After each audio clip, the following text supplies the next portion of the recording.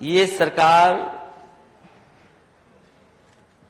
में जो लोग हैं वो समाज बांट के ही काम करते हैं।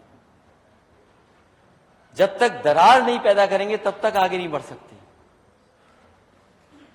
और केवल समाज में दरार जीवी लोग दरार डाल करके अपना उल्लू सीधा करते हैं राजनीति का। जो घटनाएं हुई हैं मणिपुर में, हरियाणा में, जो नकार दी गई हैं जनता ने, कोई घटना कहीं हो उसकी निंदा होनी चाहिए। और खासकर अगर बेटी महिलाओं के साथ हो, कहीं भी हो, उसकी हम निंदा करते हैं। और जो इस तरह की घटना में शामिल उनके खिलाफ कार्रवाई हो। अध्यक्ष महोदय, मैं आपका धन्यवाद देना चाहता हूं और साथ ही साथ पीछे से फिर मैं उम्मीद करता हूं, मैं जाति जनगणना की बात इसलिए भी कहना चाहता हूं, फिर पीछे से कुछ बोल देंगे आप, कब तक बोलते रहोगे? मैं इसलिए भी कहना चाहता हूं कि सबका साथ सबका विकास हो गया। सबका साथ तभी आएगा जब गैर बराबरी खत्म हो जाएगी। और गैर बराबरी खत्म करने के लिए सबसे पहला कदम है जाति जनगणना। और जाति जनगणना के साथ साथ सामाजिक न्याय। और जैसा मैंने कहा कि charity begins at home, Gorakhpur university में जो भर्तियां हुई हैं, या जो आपने 56 में 46 बोला, 46 में 56 बोला, कम से कम आज तो सूची लेकर के आए होंगे नेता सदन। चलिए अब सुन लीजिए। इसलिए नेता सदन वो सूची जरूर लेकर के आए। अध्यक्ष महोदय, मैं बात खत्म कर रहा था लेकिन अभी फिर राइट हो गए आप। नहीं, इधर ही हूं सर, आपकी तरफ। इसलिए मैं आपसे उम्मीद करता हूं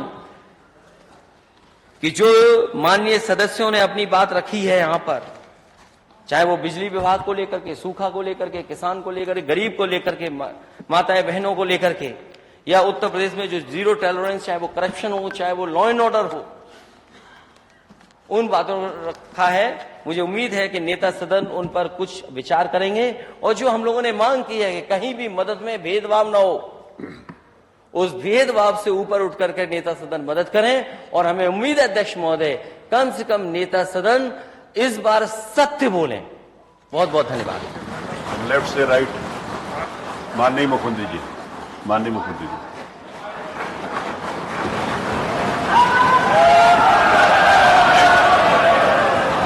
हमेशा बैठिए ना, उसके बाद में माननीय मुख्यमंत्री जी को मैंने बुला लिया, प्लीज बैठिए। अध्यक्ष जी, मैं आभारी हूं आपका कि इस माननीय सदन में इस मानसून सत्र में देश के अन्नदाता किसानों से संबंधित इस महत्वपूर्ण विषय पर आपने 3 दिवसीय इस चर्चा को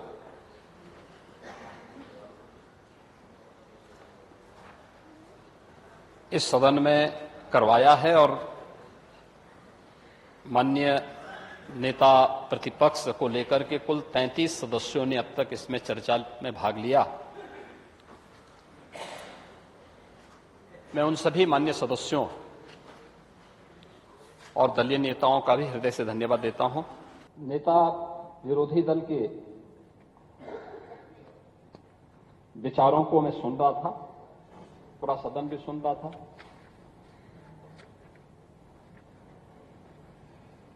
और 1 घंटे के भाषण में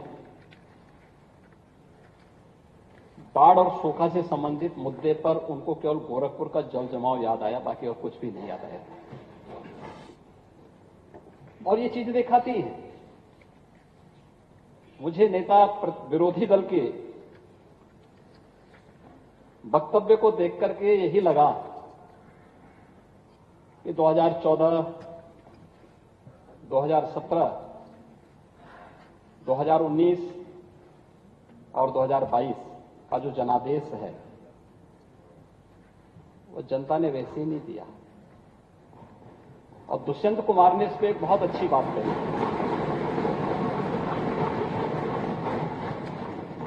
महोदय, दुष्यंत कुमार ने एक बात कही थी कि तुम्हारे पांव के नीचे कोई जमीन नहीं, कमाल यह है फिर भी तुम्हें यकीन नहीं।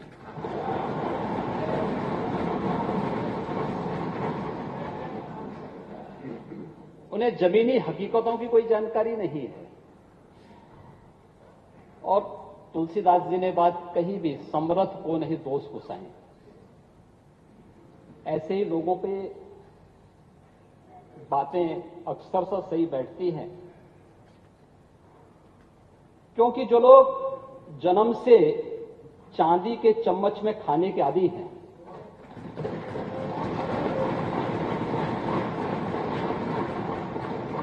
वे गरीब की समस्या को क्या समझेंगे? मैं आ रहा हूं, वहां भी आ रहा हूं।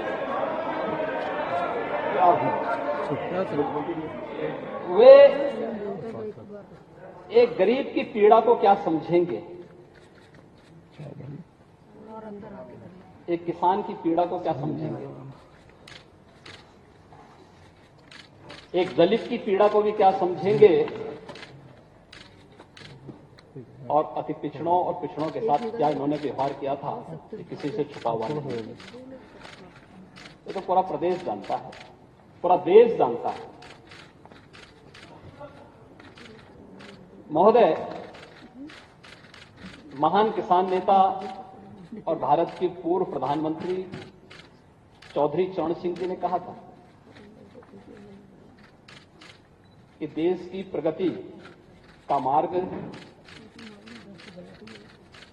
इस देश के गांव,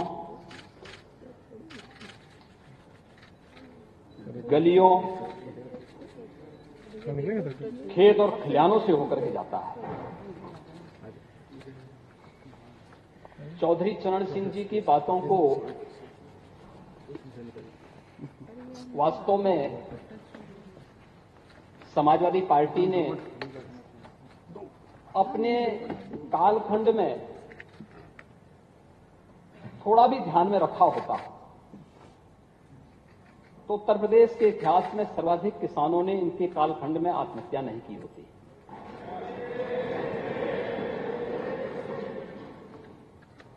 और मुझे चौधरी चरण सिंह जी की बातों के साथ ही महान साहित्यकार राम कुमार वर्मा जी की कुछ पंक्तियां याद आती हैं, जिन्हें ध्यान में रख करके डबल इंजन की सरकार कार्य कर रही है। और वह देश के अन्नदाता किसानों के लिए समर्पित पंक्तियां हैं कि हे ग्राम देवता नमस्कार, हे ग्राम देवता नमस्कार, सोने चांदी से नहीं किंतु तुमने मिट्टी से किया प्यार, हे ग्राम देवता नमस्कार। ये उसी किसान के लिए है,